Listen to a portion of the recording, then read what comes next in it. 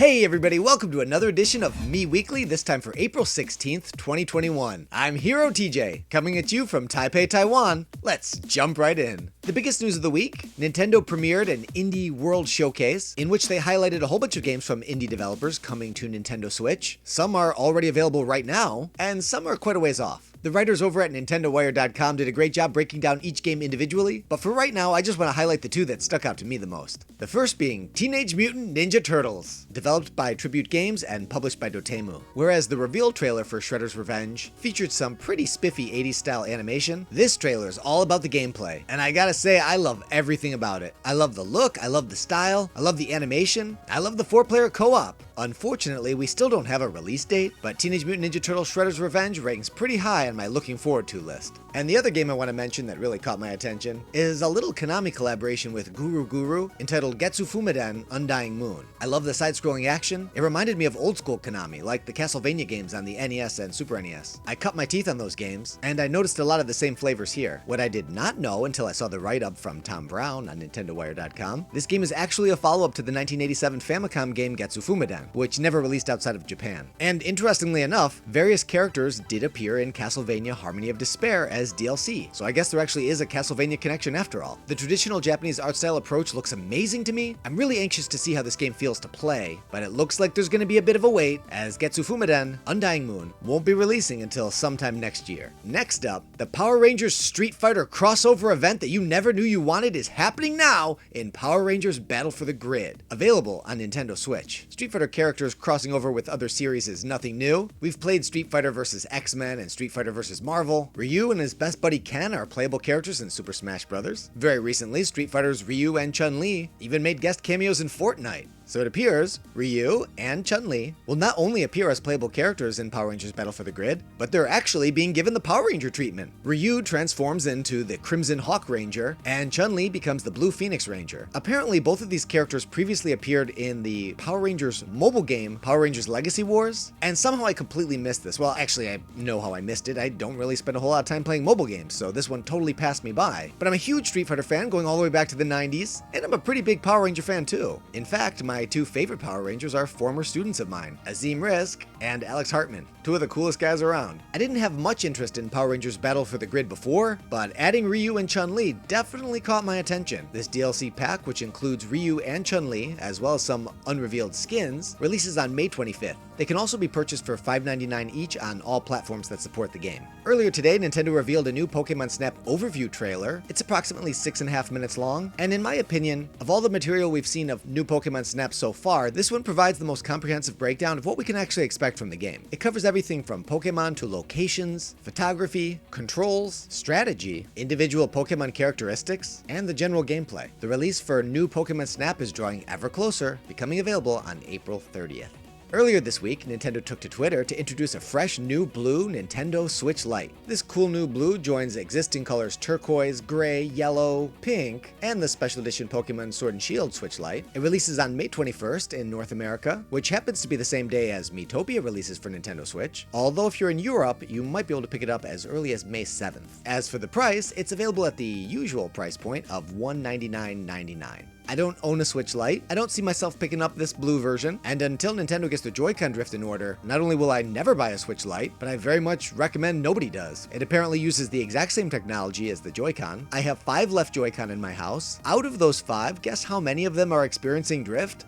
Yeah, 5. That's crazy.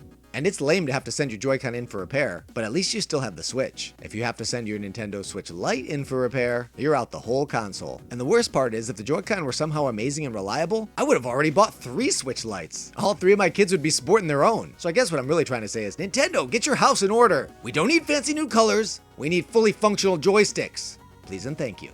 And now for the final headline of this edition. The book Ask Iwata, Words of Wisdom from Satoru Iwata, Nintendo's legendary CEO, has now been translated into English. It's available from Amazon in hardcover for $20.49 or as a Kindle download for $11.99. I've read a smattering of Ask Iwata translations over the years. Like most Nintendo fans, I have great respect for Mr. Iwata, not only for his corporate insight, but also for his integrity as a man. I did download the book, but I haven't really had a chance to read through it yet. There is a review on NintendoWire.com from my my esteemed colleague Ricky Berg. To give you a little sense of what the book is all about, Ask Iwata offers game fans and business leaders an insight into the leadership, development, and design philosophies of one of the most beloved figures in gaming. I'm happy to offer more of my thoughts once I've had a chance to read through it.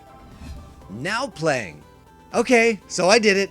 I finally played Monster Hunter Rise. So what do I think? I think this game has a brutal barrier of entry for new players. They just throw tons of information at you within the first hour. It's impossible to remember all that. The menu system is atrocious. It's one of the most counterintuitive things I've ever seen in my whole life. The buttons are a little complicated because they don't have a whole lot of overlap with other games, but that's something that you can overcome with a little bit of practice. So I'm about, I would say 6 or 7 hours in, and it hasn't quite clicked for me yet. But that's not to say that I'm not having fun. I followed the advice of a lot of veteran Monster Hunter players by starting with the dual blades. I think that helps a lot because it's a fast weapon, so it has much less animation commitment, and the slow, sluggish feel of previous Monster Hunter games is one of the first things that made me jump ship, and this game does mitigate a lot of that by providing palamutes. These awesome dog mounts let you zip around the map in no time. You can do all sorts of cool stuff while you're riding them, like sharpening your weapons, or healing yourself, or curing yourself from some sort of ailment. If I was left to my own devices, I could never play a game like this. I just couldn't. It's just too overwhelming and intimidating to try to absorb all of this information, and the game doesn't spell it out for you very clearly. So what most people recommend is that you connect with more experienced players and have them show you the ropes. So that's what I did. My little brother is a Monster Hunter expert going back several generations of the game. He's already put in well over 100 hours on this game, which to me is insane. But we started doing Monster Hunter training this week, and that was fun. Not so much because of the game itself, but the social aspect of playing with my brother from the other side of the world. And to this game's credit, what it's doing is amazing. Seamless connectivity from across the globe. The game looks beautiful and it runs amazing. It's easy to see where some of the compromises are being made, like when an object is farther away, they run at a slower frame rate, and then as you get close enough to interact with them, the frame rate improves. Honestly, it's a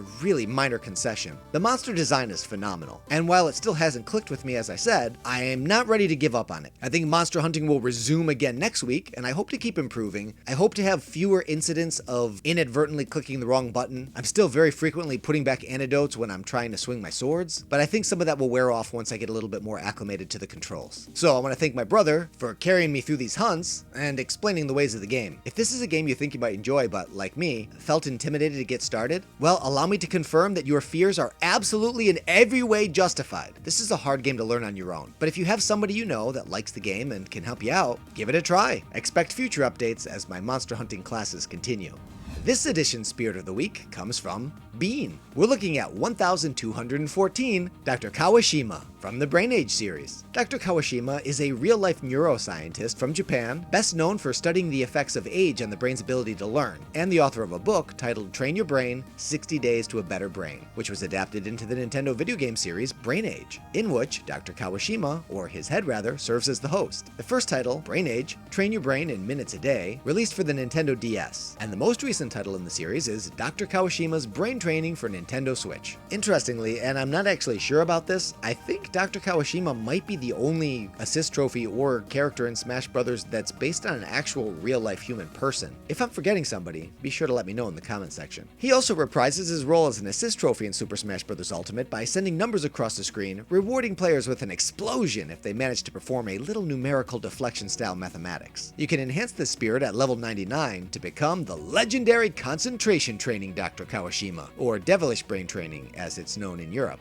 Equipping this enhanced version will grant you unflinching charge smashes. Thanks to Bean for the suggestion. If there's a particular spirit you'd like to see featured as the Spirit of the Week, leave your suggestion in the comment section below, and if yours is selected, you'll be recognized in the episode with an on-screen credit, just like Bean. Now it's time to sound off. I want to dedicate this episode's edition of Sound Off to what I consider to be the most exciting announcement of the Nintendo Indie World Showcase, the Teenage Mutant Ninja Turtles gameplay trailer. My question for you is, which Ninja Turtle are you? I think one of the most appealing things about the Teenage Mutant Ninja Turtles is how distinctly unique all of their personalities are. No matter who you are, I think it's easy to identify with at least one of them. For me, I've always been kind of torn. Raphael is the most aggressive and uncompromising, and I find his commitment to what he believes in to be really admirable. Plus, red is my favorite color. But if I was really forced to pick a favorite, especially as I've gotten older and kind of matured past my angsty teen years, I think I might gravitate most closely to Leonardo. Swords are by far my favorite weapon. Go check out my Super Smash Bros. Sword fighting video if you haven't yet, and why not share it with a friend while you're at it?